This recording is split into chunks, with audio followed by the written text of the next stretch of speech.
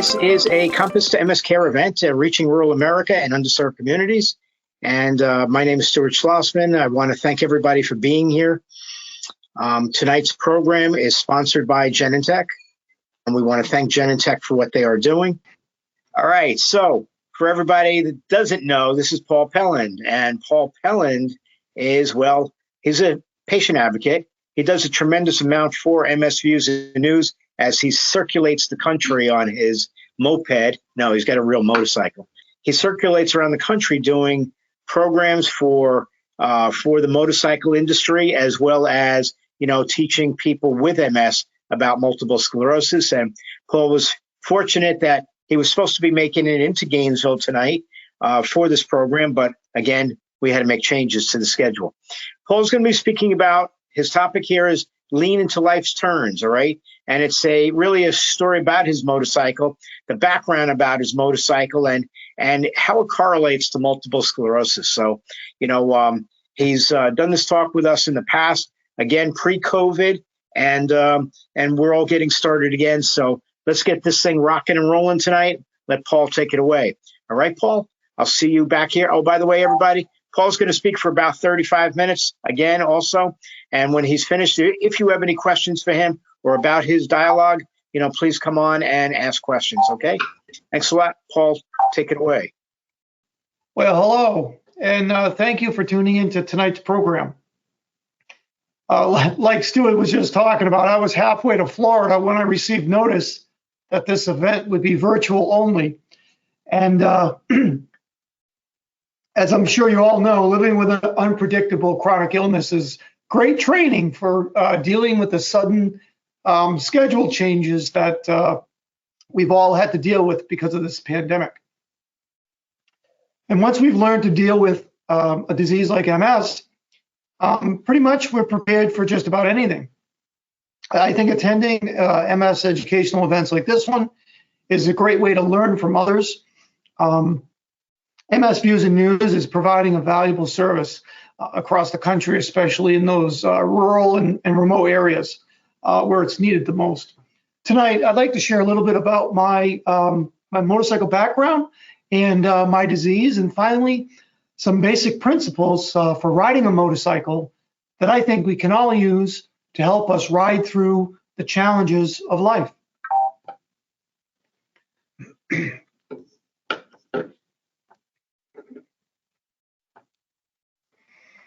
This year, I will be celebrating 17 years of living with multiple sclerosis. And yes, I said celebrate because it's been 17 years with no real signs of disease progression. Because of changes I made in my lifestyle, I also feel healthier now than before I was diagnosed. I'm also celebrating because I've decided that multiple sclerosis is not going to control my life, or define who I am, ever. In fact, I'm using my MS diagnosis to return to a forgotten passion while raising awareness and funds for a cure.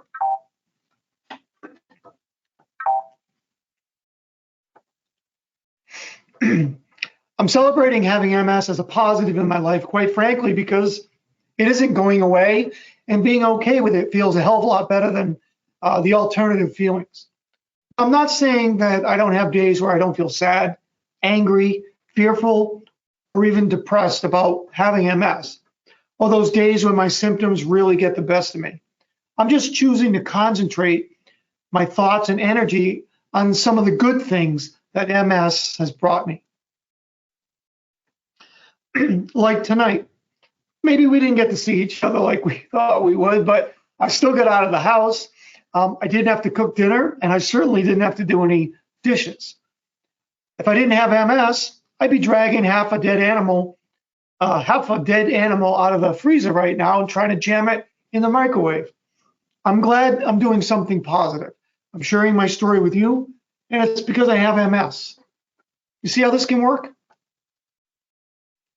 My course of the disease has been quite manageable, and I know that not everyone's MS is the same. But having multiple sclerosis should never be on a list of how we see or describe ourselves. MS is certainly not who I am, and MS should not be who you are. If you look multiple sclerosis up in the dictionary, you're not going to see my picture. So make sure your picture never makes it there either. Me, I'm a man, a husband, a father, a grandfather, and I'm an avid motorcyclist. As you know, this disease, symptoms, and its progression is different in every single patient. And in my case, the majority of my MS symptoms have been cognitive.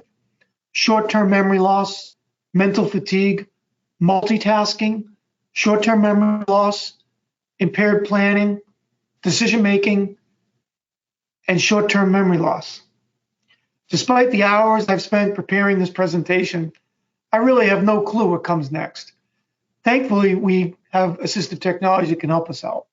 I also have some numbness, weakness, loss of dexterity in my hands, some burning, numbness issues, tingling, as well as some bladder issues.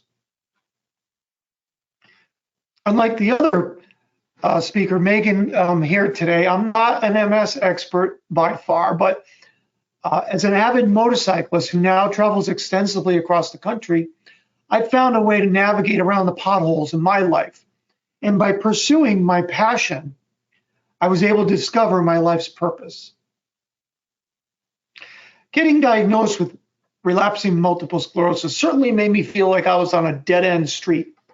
But by learning to apply some principles for properly riding a motorcycle, I was able to see how MS was just another part of my life's adventure.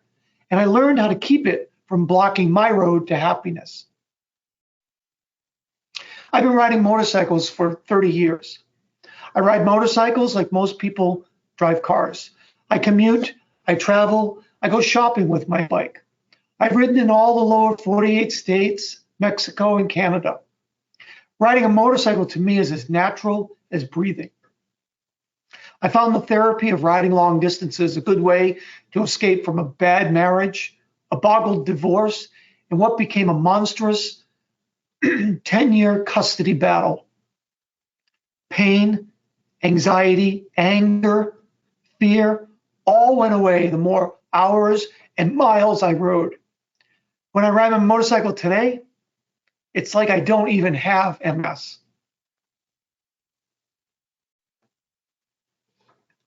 By 2003, I had become one of the top long-distance motorcycle riders in the country, and I was at the pinnacle of my riding career. I was selected to ride in the world's toughest motorcycle competition called the Iron Butt Rally. Although I managed a top 10 finish in the 11-day, 11,000-mile event, something happened during that rally that would forever alter the course of my life. I don't remember arriving at the Midway Checkpoint Hotel, but I must have looked like hell because the rally staff ordered me to skip the mandatory riders meeting and go and get directly to my hotel room and get some sleep. They did manage to tell me, however, that I was currently in first place. I had prearranged to share a room with a fellow New Hampshire rider. The next morning, something was very wrong with me that sleep didn't fix. I had no strength in my hands. They were tingling and numb. I could not hold a pen. Was it the heat? Was it fatigue? Was it whatever the reason?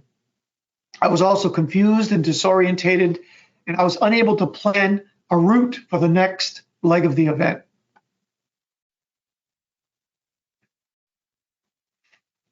Later that morning, I came across an accident, and although the motorcycle was partially upside down, I thought I recognized it. I stopped and went over to the rider, who was being helped by EMTs. They asked me if I knew who he was, and I said yes. But suddenly, I had no idea what his name was. I was haunted for years by the fact that I could not remember a friend's name and the rider I shared a room with just the night before.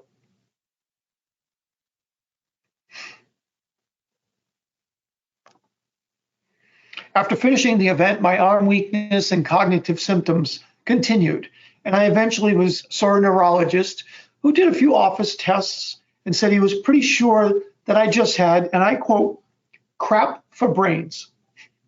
But he added, I want to run a few more tests to rule out any bad stuff. When he later told me that my MRI scan was remarkable, I thought I was getting a lollipop or a watermelon scented sticker. Apparently, remarkable meant something totally different in med school. They found 5 lesions in my brain. Unfortunately, the jokes were over, and we would not be ruling out the bad stuff. I retired from competing, I sold my motorcycles, and I gave up riding altogether. I tossed away my dreams, my plans for the future. I sold my business, and I prepared for the absolute worst. Well, the worst I had imagined, it never showed up, so I stopped waiting for it. I've been happily married for most of the past 14 years. My kids have grown up and moved away. I'm still able to work, and I've not had a major disabling attack for the past 15 years. About 9 years ago, I realized although I may never be able to compete in motorcycle endurance rallies, I could still ride, and I could still ride across the country, and that I had thrown in the towel on a sport that I really loved. In just a few months, my entire life's road was recalculated, and I'm now living out a great adventure documenting 1,000,000 miles by motorcycle, raising awareness and funds while trying to encourage others with MS to rediscover or find a new path as well. So I'd like to share with you the 4 rules for riding a motorcycle that can also be used to navigate life with or without MS. 4 simple words: learn, look, lean, and live. Before hopping on a new motorcycle, it's important for me to learn about the machine, how it works, and how to take care of it. I need to learn the bike's limits as well as my own. It's equally important to constantly improve my abilities by taking refresher courses and learning from more experienced riders. I think we can learn about MS in the same way, right? What it is, how it affects our own bodies, and what to do about slowing it down. Multiple sclerosis is a puzzle that never gets finished, so it's important to find a great MS specialist who can teach and inform us about our individual disease and symptoms. I think it's also important to attend or visit informational events like this one. These programs are a great way to meet and to speak to other people. Collectively, we are a team of experts traveling down the same road. I learn something new every time I meet others with MS, and that's why I love being part of these programs. I'm sure some of you have learned something new tonight from Megan as well. Look where you want to go is the next rule. When riding a motorcycle, I have to look in the direction I want to travel. Look as far down the road as I can and look around or beyond the hazards in the road to avoid hitting them. If I look directly at something in the road, my bike will veer right towards it and hit it. It's no secret that living with multiple sclerosis can be an obstacle in life's road, right? Appearing to block the path to happiness that we're traveling down. Sometimes the obstacle is a dead squirrel. Other times it's a giant pothole. But no matter what is in the way, the solution is the same. Look beyond the MS, look past the symptoms. Keep moving down that path. And by keeping our eyes and our goals on what makes us happy, we eventually will get to where we want to go. The third rule is lean. A moving motorcycle can only change direction by leaning. If the bike doesn't lean into a turn, it will run off the road and crash. To initiate a lean, I have to push on the handlebar grip in the direction I want to go, and the bike follows. Everybody knows navigating life with multiple sclerosis can bring us to many forks in the road. And when we arrive at these crossroads, we need to act. We need to push that handlebar, leaning hard towards that new path. Without that push, all the wishing and hoping in the universe won't help us recalculate direction. And I don't know about you, but I'm no fan of crashing. So I think it's important to not let MS define who we are or control our life's road. The last rule to motorcycle success is live. And I don't mean just sucking oxygen. Riding a motorcycle involves risks. It's not a secret that riders have a greater risk of injury should they be involved in a collision. But riders accept these higher risks in exchange for rewards of freedom, adventure, and excitement and pleasure that we experience from riding. I ride a motorcycle not because I have a death wish. I ride because I have a wish to live. The same can be true in living life with a disease that has so many unknowns. It can be risky to start a new adventure, activity, start a family or a career, plan for a vacation or retirement. But unless we take these risks, we may never achieve the rewards of happiness and success that everyone deserves to experience.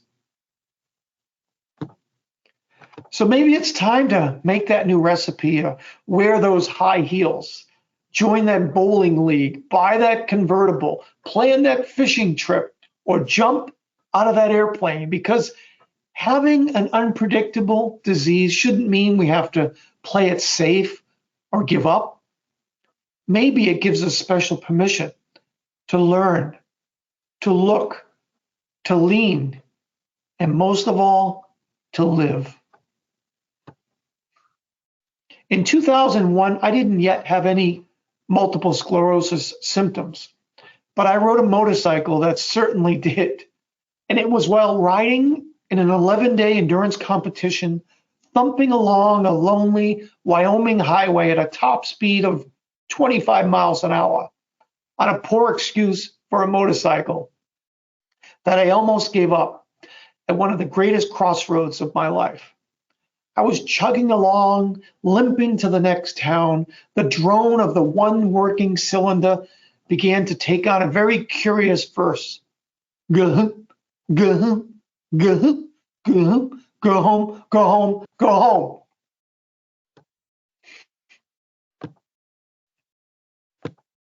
Not a soul on earth gave me a shot in hell of finishing that event. Not even the bike's manufacturer. And after a week of breakdown after breakdown after breakdown, the engines taunting almost convinced me that they were right. But from somewhere deep within, I was suddenly overcome with this surge of energy. I stood up on the foot pegs of the bike. I opened up my helmet visor. And I screamed at the top of my lungs, I will not give up, and I will not go home. And I etched this statement across my windshield with a grease pencil, and I vowed no matter what, I was going to finish that event. And without a second doubt, I knew where I needed to go. I looked beyond the problem. I leaned hard into the wind, and I eventually dragged myself across the finish line. I will forever be grateful for taking the risk, the impossible 1,000,000-to-1 odds of finishing that event on such an unreliable, antiquated motorcycle. That ride, that day, that moment helped shape who I am. And it continues to give me strength to believe in myself at the most difficult and trying times. Inside every one of us here today is that same power and ability to overcome our MS obstacles and to continue on a path towards a wonderful and fulfilling life. What I was able to learn from this story, and I hope you can as well, is that no matter how big the hill, there's always a way over or around it. You may just need to use your heart, your mind, and sometimes a grease pencil to do it. 9 years ago, I made my MS diagnosis public, and I began a fantastic adventure traveling a motorcycle every day possible while trying to encourage others dealing with challenges in life to recalculate their path as well. My goal is to officially document riding 1 million miles as an advocate. And my mission statement, well, it's pretty darn simple. I once was told a cure for MS was 1 million miles away. So I thought I would just go get it and bring it back. Having a brain riddled with holes, having a physical or mental challenge, or riding a piece of crap motorcycle should never confine or define who we are. I know we all have different MS symptoms, and my course of the disease has been quite manageable compared to some. I certainly don't expect everybody out there to go out and buy a motorcycle and ride it all over creation. But I do know that some of you were passionate about something at some time, and maybe you put aside that passion after getting diagnosed with MS. So I challenge you to revisit that activity or find a related activity and look at it from a whole new angle.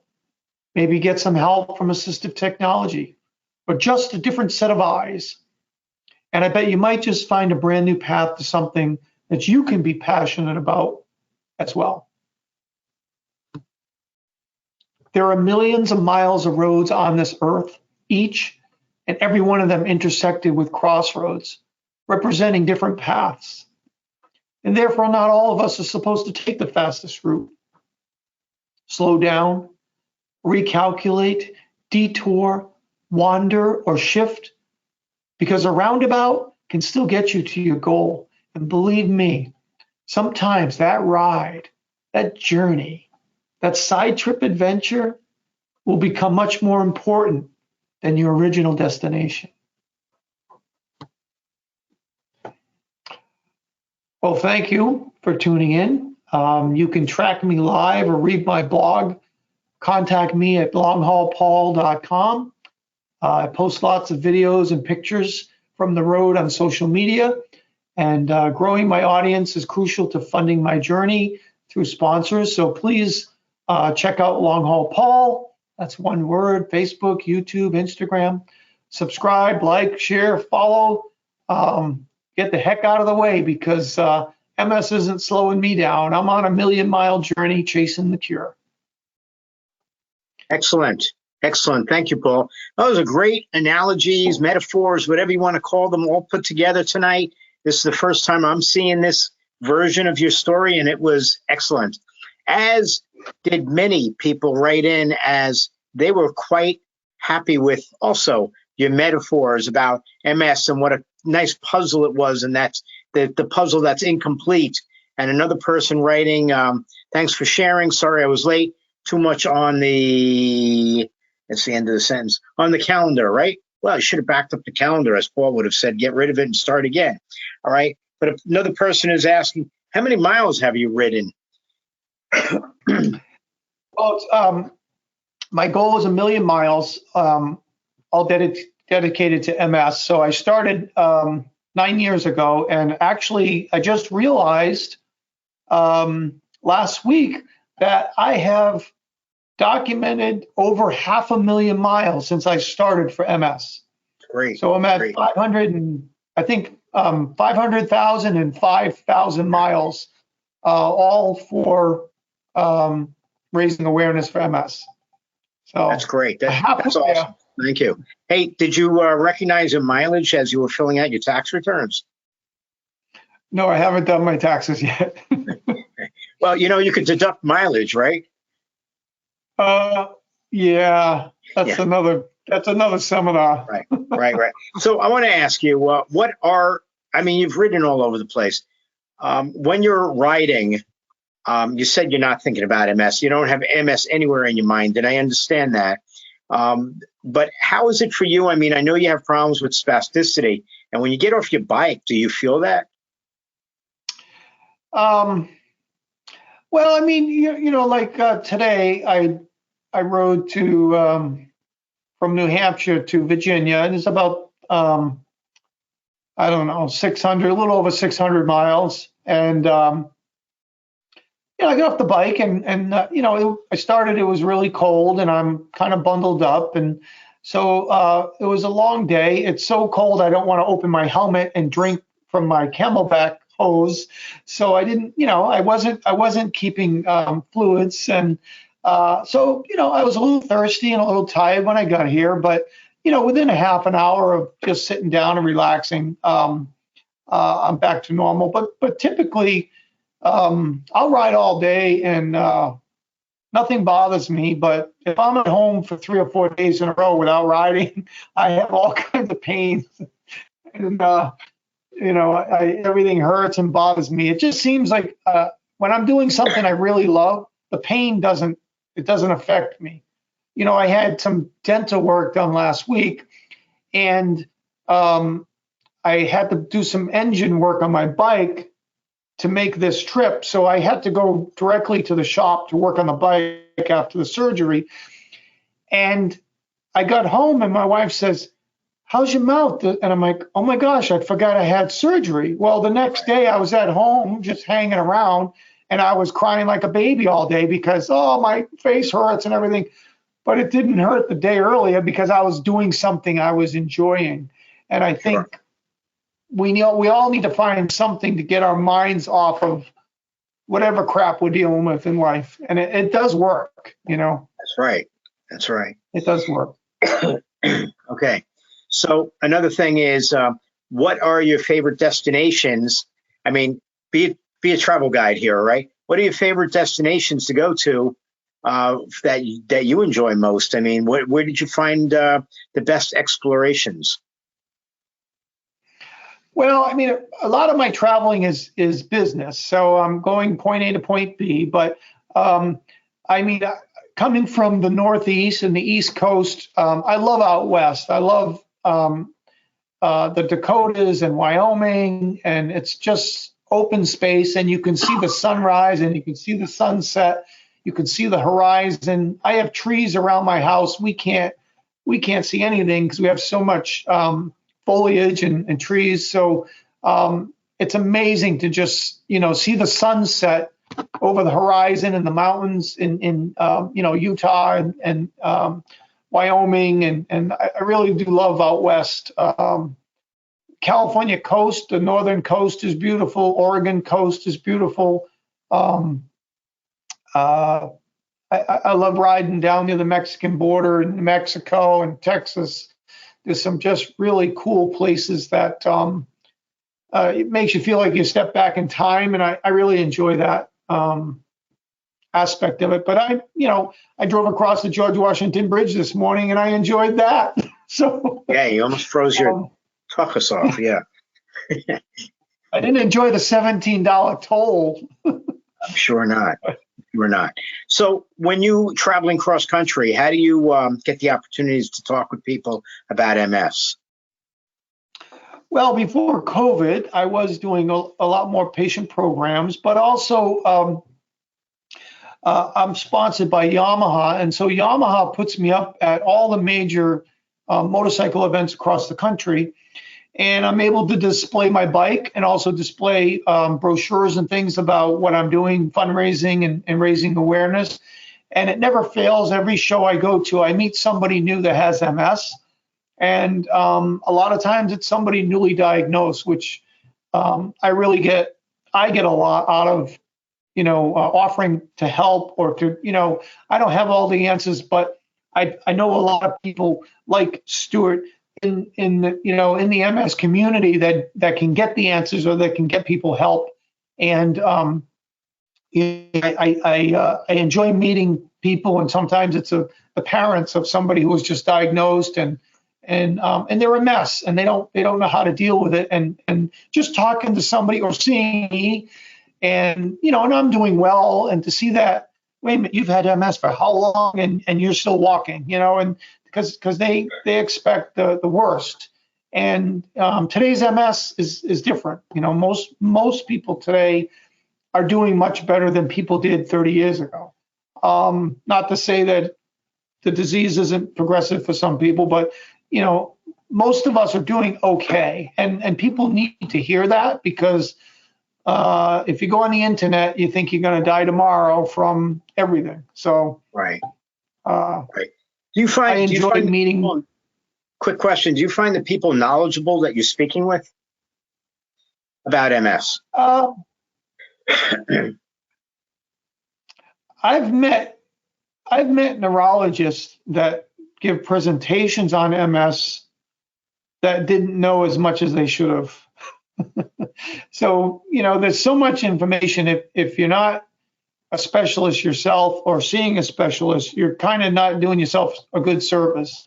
MS, just in the past 20 years, the amount of medications and disease modifiers that we have now, it's hard to keep up with that if you're just a general neurologist or even just a patient. So I don't think any of us have all the answers, but together, collectively, I think we can learn a lot more about the disease from each other.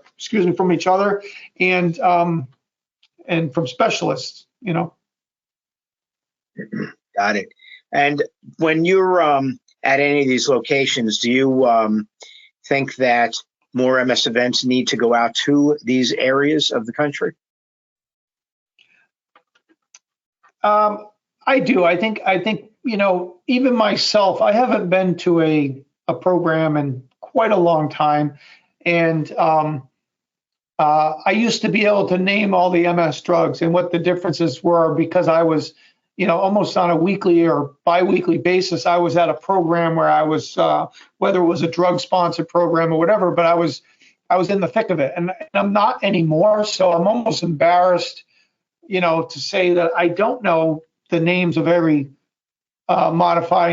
disease modifier out there. So I don't, I wouldn't be the best person for somebody to ask those questions, but I know where to find the answers, which is good.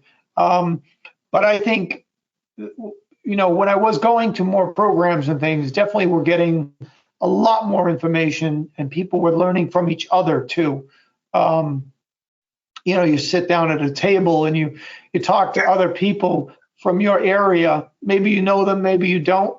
And they start talking about this issue they have at the house, and this, the problem going up this one step or something. And the guy across the table says, yeah, we had that problem too, and this is how we fixed it. You learn so much just from being in the community and being with other people that are going through the same sorts of things as you. Those are things you don't learn in the doctor's office in that 15 minutes that you have every 6 months or every year with your neurologist. They're not going to tell you how to fix that step, so you're not tripping over it. So yeah, I really miss the in-person events. Well, like I said, that we were supposed to get started on this road to start doing all these events again, and we will. I just got a little tripped up here this week, right? And well, maybe I gave it to you. Maybe with all your travels to Sioux City and places like that, right?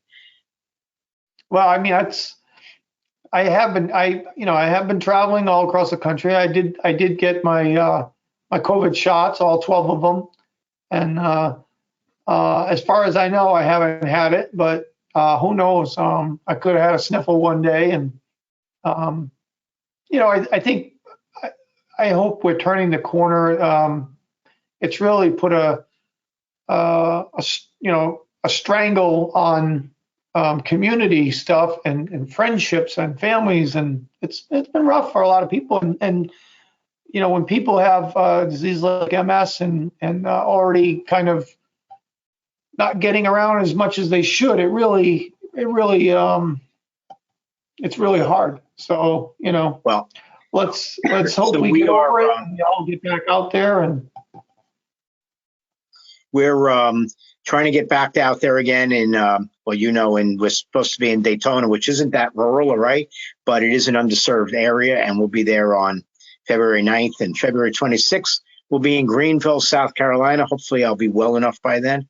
And then the beginning of March, we'll be in Columbus, Ohio, doing a different event that's like an attack of the immune system. And I'm going to have Ben Thrower and Aaron Boster playing. Everybody's going to get to hear this now, right? One's going to play the attacker. One's going to be the attacker, and one's going to be the defender of the immune system, okay? And we're putting together the script of how they can do all this. And of course, I got to leave it up to them, but just giving them how we would like them to do it. And then, so like Dr. Thrower might be the one that's attacking the immune system. And with each step, what it is that Aaron Boster is going to retaliate with, to say about medications, health, exercise, and all these other things, MRIs, whatever it might be. But it's going to be interesting to hear things that the community has never heard before. So that'll be a good thing. And then at the end of March, rather, we'll be in. What's that? Are they going to be in a boxing ring or wrestling? Yeah, something like that. No, one's going to be virtual. Dr. Thrower will be virtual, and Aaron Boster will be in person, and I'll be there also in Columbus, Ohio. And then we also at that program, Megan Weigel will be speaking at the beginning of the program, talking about the holistic approach to amping up the immune system and making it better. I shouldn't say amping it up, but making it better for the MS patients. All right. And then April, that's what I was going to talk to you about. April was supposed to be in Owasso, Michigan. It'll either be April or May, and depending on your schedule and when we can work it out, we'd like to have you there as a speaker as well. Okay, so that'll be less of a journey. You could go straight across rather than all the way down and around. I need more miles. I know you need miles, so maybe we'll get to San Diego when COVID's done. 500,000 miles of MS. Maybe we'll get to do that San Diego event that we were supposed to do in 2020 that you would have been traveling way corner to corner, literally. So, okay. So my voice is running out on me again tonight. Sorry to say that, but it definitely is. And no, I don't have a fever. Somebody just wrote asking me if I have a fever. No, I don't have a fever, but my voice is going. All right. And I need my liquids and my medicines and get some rest again. So with that being said, Paul, I want to thank you for being here. And everybody that's online, please remember that go to our website. I don't remember what's there right now, all right? But go to the MS Views and News website, www.m, S as in Sam, V as in Victor, N as in Nancy.org. Okay, in the center column lists all of the programs that we're doing currently and what will be coming up next month. As the months turn, we change everything, and you can see what's there and register for the programs that you wish to be part of, listen to, or otherwise, or turn others on to this as well. Okay, I do want to thank you again, Paul, and I want to thank Megan. I don't know if she's listening or not. She may be hidden in the background there, but if not, we want to thank Megan again for being here. Paul, anything quick to sum it up before I say goodnight? No, I just want to thank you, Stuart, for giving me the opportunity, and also for continuing to do these programs. I know how difficult it is for trying to get people back out there, but you haven't stopped through the pandemic and everything else of trying to get education, inspiration and hope to people living with MS, and as a patient myself. Thank you. I think I really appreciate what you're doing, and I can't wait to get back into live events where we can shake hands and hug and, pass the salt and all the stuff that I miss from that's right, from going to these events. So that's right. All right. Thank you again. And for everybody that doesn't know, we're doing 10 to 11 programs per month, and that's it. I'm going to say goodnight. I'll call you in a little while, Paul. Have a great night, everybody.